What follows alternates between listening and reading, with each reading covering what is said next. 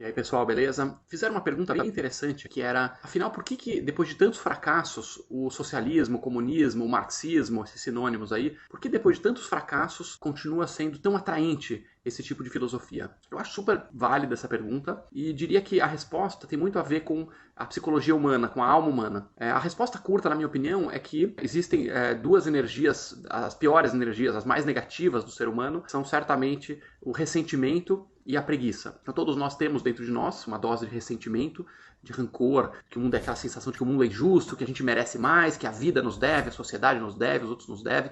Isso é o ressentimento. E a preguiça, aquela vontade de não fazer nada e as coisas virem mais ou menos de graça. É uma força que existe dentro de nós. E o socialismo, o comunismo, o marxismo, etc., é a ideologia que permite você aflorar essas forças negativas dentro de você e, aí que é o ponto importante, se sentir bem. Se sentindo bem, fazendo justiça social, não, mas é pelos pobres, não, mas é por uma boa causa. Então você aflora toda essa negatividade que tem dentro de você e ainda se sente superior moralmente aos outros. Então basicamente é isso que ele oferece, por isso que ele é tão atraente. E ele é calcado em falácias, né, mentiras, em coisas que comprovadamente não funcionam. Já temos aí 104 anos de socialismo no mundo, de comunismo em diversos países, não tem um único caso de sucesso.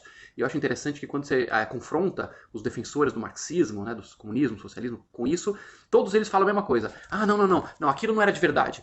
O da Rússia não era de verdade, o da China não é de verdade, o do Camboja que matou 1/3 da população não é de verdade, a Venezuela não é de verdade. De verdade é só aquele rosado que tá na minha cabeça. Quando eu, que sou do bem, eu e a minha companheirada, eu e a minha gangue, a gente tiver o poder, aí sim vai ser lindo, vai ser um arco-íris de prosperidade. E não vai ter mais desigualdade. Então, basicamente, o que o socialismo te convida a fazer? Ele te convida a observar a desigualdade que existe. Né? Até hoje, nenhuma sociedade humana conseguiu resolver o problema da desigualdade, a questão, né? Se é que é um problema. Seres humanos são desiguais, nascem desiguais.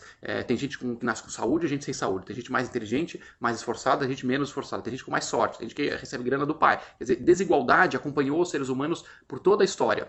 E aí eles criam uma historinha de que, não, mas o capitalismo que trouxe desigualdade. Isso é mentira. Na época dos reis não tinha desigualdade, na época do Império Romano não tinha desigualdade, na época do faraó do Egito não tinha desigualdade. Quer dizer, desigualdade acompanha as sociedades humanas e acompanha a natureza também. Animais também têm hierarquia de dominância. O que o capitalismo fez, obviamente, é aumentar a prosperidade de todos, quer dizer, tudo, a maré sobe, todos os barcos sobem com desigualdade. Você tem gente ficando muito rica, mas a base da pirâmide também crescendo. Isso é o que aconteceu em todos os lugares do mundo em que o capitalismo de livre mercado foi implantado, como, por exemplo, a Suíça, Noruega, Austrália, Estados Unidos, etc. Mas com desigualdade sim, essa crítica é válida. O que os socialistas não entendem, ou não querem entender, ou não querem contar, é que quando você implanta o modelo marxista, socialista, comunista, e você fala o seguinte, olha, todo mundo que está acima de você, olha para cima lá, tá vendo aquele cara que tem mais que você? Se ele tem mais que você é porque ele é malvado, ele te tomou isso, ele te roubou, ele conseguiu isso por meios nefastos. E nós do bem, o nosso grupinho, né, de iluminados, eu e a minha companheirada, eu e a minha gangue, quando a gente tomar o poder, não vai ser para o nosso bem, não vai ser para a gente se apoderar dos recursos e ficar aqui dominando com uma tirania. Não, nós, na nossa vez, vai dar tudo certo. E a gente vai fazer isso em nome do povo, né? Do povo. E aí vai ter a igualdade tão maravilhosa. E se você não quiser ser igual, você vai ser fuzilado ou vai ser colocado num campo de concentração, vai ter que fugir do país, porque aqui vai ser igualdade na base da porrada. Então é isso que ele te traz de conforto, né? As pessoas mais desavisadas, as pessoas que caem nesse continho do vigário, esse papinho,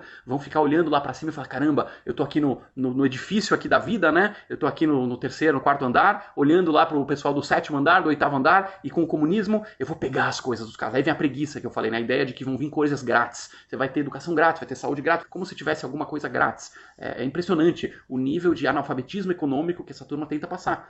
Não existe nada grátis, pessoal. Se você recebeu R$1.000 de alguma coisa, é porque o governo foi lá e pegou 3.000 dos outros. Alguém pagou a conta sempre. E fica essa ilusão, não, é só os grandes bilionários, tá? Você não vai sofrer, você não vai ter que pagar nada. É só os grandes vão pagar. Como se os grandes não fossem os primeiros a se mandar de um país que implanta o socialismo. Vê se ficou algum bilionário na Venezuela, algum bilionário em Cuba. Os caras são o que tem mais grana, o que já tem dinheiro fora, os primeiros a se picar. Eu tava vendo agora um cara lá, um marxista, que estava defendendo a taxação das grandes fortunas, e ele cita 2 grandes bilionários brasileiros, que é o Jorge Paulo Lemann, da Ambev, e o Eduardo Saverin, que fundou o Facebook, né? Como se fosse correto ir lá e pegar a grana dos caras. Mas ainda que você quisesse pegar, ô querido, aprende o seguinte, esses caras já estão com o patrimônio deles fora do Brasil, eles não têm residência fiscal no Brasil, eles não moram no Brasil, o Saverin mora em Singapura e o Jorge Paulo Lemann mora na Suíça, o dinheiro deles está lá, eles já renunciaram à cidadania brasileira para fins fiscais, você não tem nem como botar as patas no dinheiro deles. Então pare de prometer que quem vai pagar a conta são os grandes bilionários, porque historicamente o que acontece é que esses caras se mandam primeiro,